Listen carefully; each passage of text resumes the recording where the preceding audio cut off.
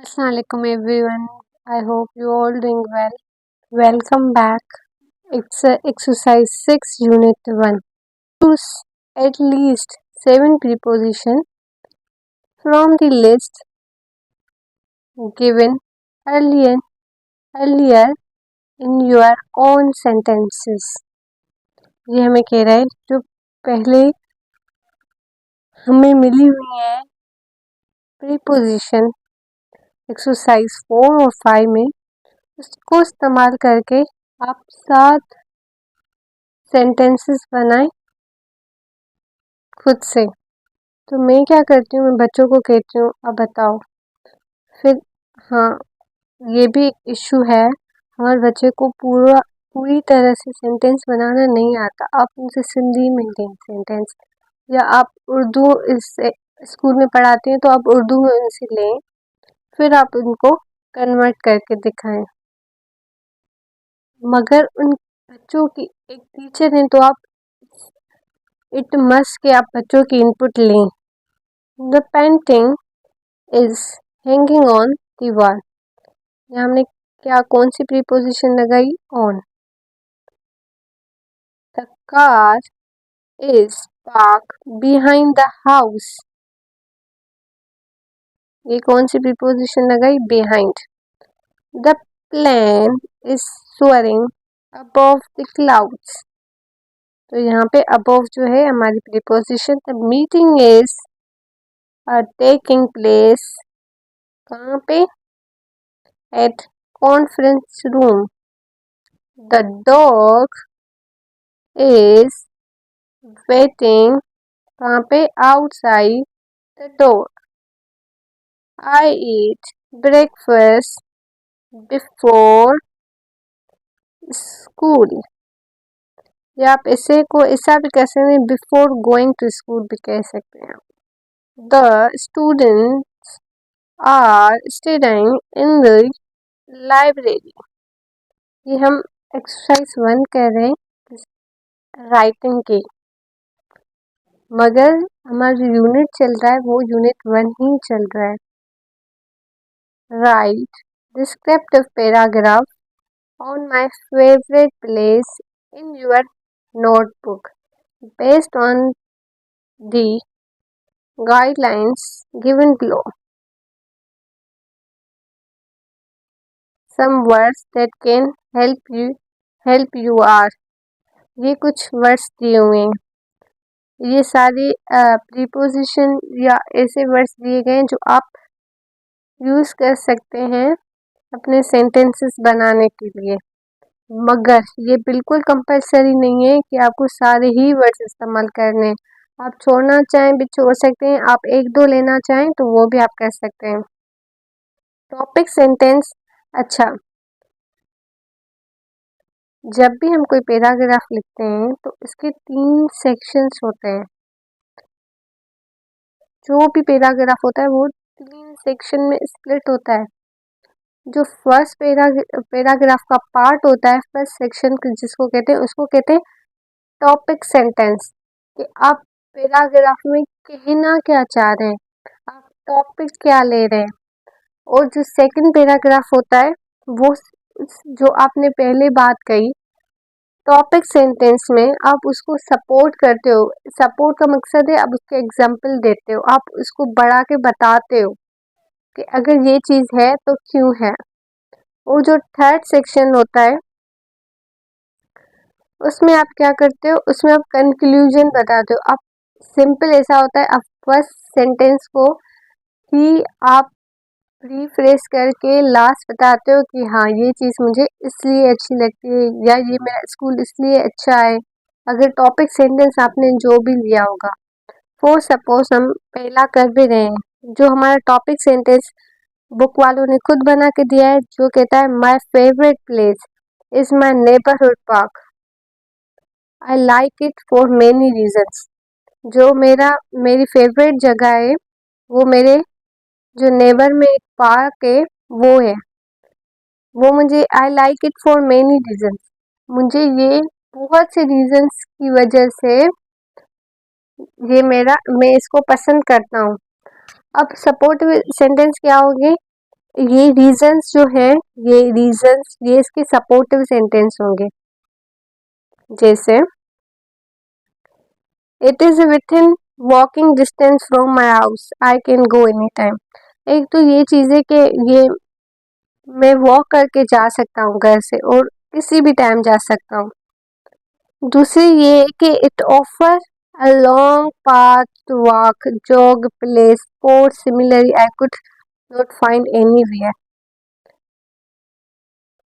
ये जो है वहाँ पे एक वॉक के लिए लॉन्ग पाथ है और स्पोर्ट्स खेल सकते हैं वहाँ पे, जो मैं इतना सब कुछ किसी और पार्क में नहीं देखता। दूसरा क्या, it is also surrounded by a beautiful trees, और वहाँ पे बहुत ज़्यादा अच्छे खूबसूरत ट्रीज भी हैं, फ्लावर्स हैं, ग्रोस भी हैं, विच कैप्टिवेट माई हार्ट, जो मेरी दिल को पसंद आते हैं और मेरे दिमाग को भी क्या करते हैं, फ्रेश करते हैं। 3 रीजन दी थी तो वो मेरा क्या हो गया, सपोर्टिव। सेकंड सेक्शन, अब मेरे पास थर्ड सेक्शन क्या है, कंक्लूडिंग सेंटेंसेस। कंक्लूडिंग जो सेंटेंस है वो मैं कंक्लूड करूंगी उसी बात को। Thus my neighbourhood park is my favourite park because of its convenience, doing physical activities and add-on adorn the nature. That's enough. Paragraph हमारा बन गया। Exercise 2. Work in pair and develop a mind map on one of the following topics. After you have prepared your mind map, work individually and write a paragraph in your notebook. Following guidelines given above, once both of you have written your paragraph, exchange your notebook and read each other work based on your mind map.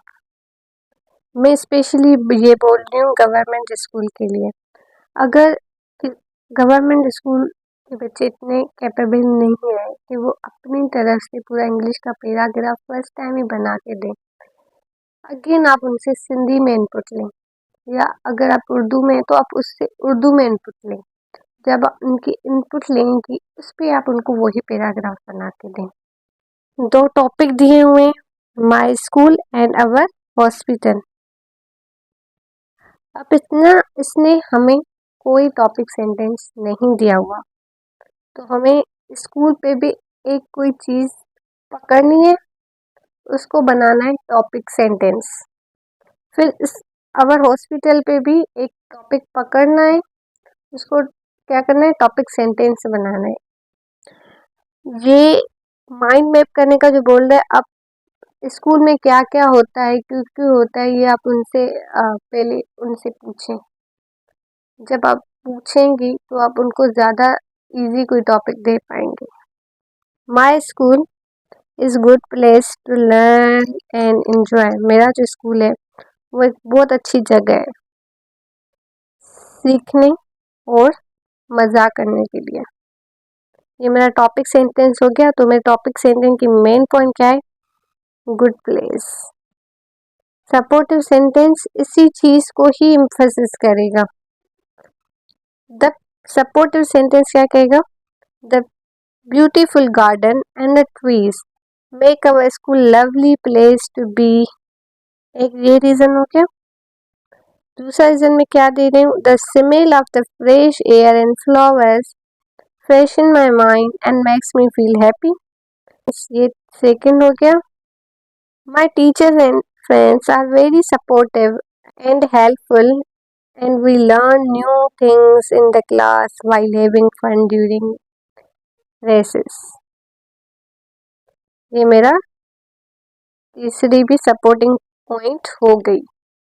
अब मुझे क्या लिखना है, concluding. Therefore, I feel that my school is a great place to learn and enjoy. अगर आप first sentence को देखेंगे जिसको हमने टॉपिक सेंटेंस कहा और अभी ये कंक्लूजन सेंटेंस है, तो आप बात वही कर रहे होंगे, बात में कोई फ़र्क नहीं होगा। जस्ट आप अल्टरनेटिव वर्ड्स यूज़ करके उसको एक नया सेंटेंस बना के आप प्रेजेंट करते हो, जिसको इंग्लिश में रीफ्रेजिंग कहते हैं। Our hospital. Our hospital is a special place where people go to recover from illness and injuries। ये हमारा क्या हो गया? Topic sentence. हॉस्पिटल एक खास जगह है जहाँ लोग जाते हैं ठीक होने के लिए, किससे? बीमारी से और जख्म से। सपोर्टिव सेंटेंस क्या होगा? The compassionate doctors and nurses provide exceptional care, ensuring everyone feels comfortable and supported। ये मेरा एक सपोर्टिव सेंटेंस हो गया। दूसरा, the hospital cleanliness and tidy environment aid in the speedy recoveries। दूसरा मेरा सपोर्टिव सेंटेंस हो गया। It is a place where people come to heal, feel better and return to the good health। Again, अगर आप first sentence पढ़ेंगे जिसको हम topic sentence कह रहे हैं और आप कंक्लूजन को आपको सिमिलर लगेगा। अगेन, पैराग्राफ, उसका पहला पार्ट होता है टॉपिक सेंटेंस, दूसरा पार्ट होता है सपोर्टिव सेंटेंस, तीसरा पार्ट होता है कंक्लूजन। टॉपिक सेंटेंस में हम टॉपिक को, जो हम बात कहना चाह रहे हैं, उसको हम इंट्रोड्यूस करवाते हैं। सपोर्टिव सेंटेंस में क्या करते हैं? उस चीज़ को हमने टॉपिक को इंट्रोड्यूस करवाया उसके लिए एक एग्जाम्पल देते हैं, रीजनिंग देते हैं, और कंक्लूजन में उसको हम कंक्लूड करते हैं, उस पैराग्राफ को ख़त्म करते हैं। कैसे करते हैं? जो हमने टॉपिक लिया था उसको लेकर किसी और वर्ड्स में बोल के उसको हम कंप्लीट कर रहे होते हैं। Thank you for watching, keep watching.